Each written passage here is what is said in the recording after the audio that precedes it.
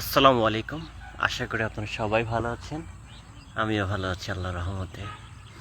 এটা গ্রামের অনন্য মনোমুগ্ধকর একটা পরিবেশের প্রতিচ্ছবি, যেটা আমরা সরাসরি লাইভ দেখছি। একমাত্র গ্রামে না আসলেই বোঝা যায় না যে সূর্য যখন অস্ত যায়, ডুবন্ত বেলায় তার সৌন্দর্য এত সুন্দর হতে পারে, একমাত্র গ্রামে না আসলে সেটা কখনোই বোঝা সম্ভব না। আমি গ্রামের ছেলে, গ্রামে যদিও থাকি না, মাঝে মধ্যে আসি, তবে এটাকে আমি খুব মিস করি। নদীর পাশে সূর্য কীভাবে অস্ত যাচ্ছে, কত সুন্দর, তাই না? আর এই যে আমি ধান খেতে শুয়ে আছি, এটাও একটা আনন্দ।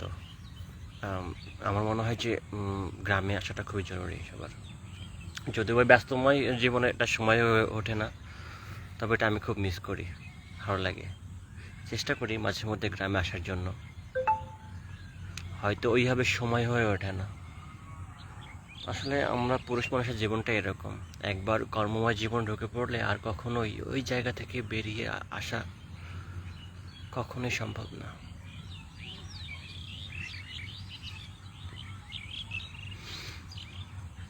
এটাই হয়তো প্রকৃতির নিয়ম, জীবনের ধারাটা হয়তো এরকমই, যে আপনি যখন কর্মময় জীবনে ঢুকে পড়বেন, আপনি চাইলেও সেখান থেকে কখনো বেরোতে পারবেন না। বয়স যত বাড়বে, আপনার আমার কর্মব্যস্ততা ততই বাড়তে থাকবে।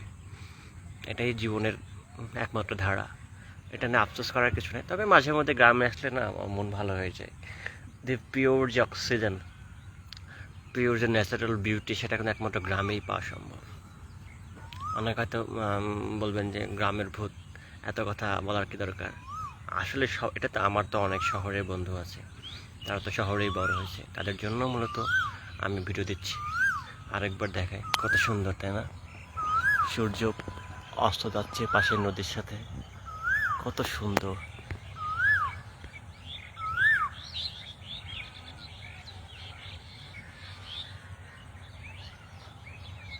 এত সুন্দর সৌন্দর্য কিন্তু আপনি গ্রামে না আসলে কখনোই বুঝতে পারবেন না এটা কত সুন্দর জায়গা।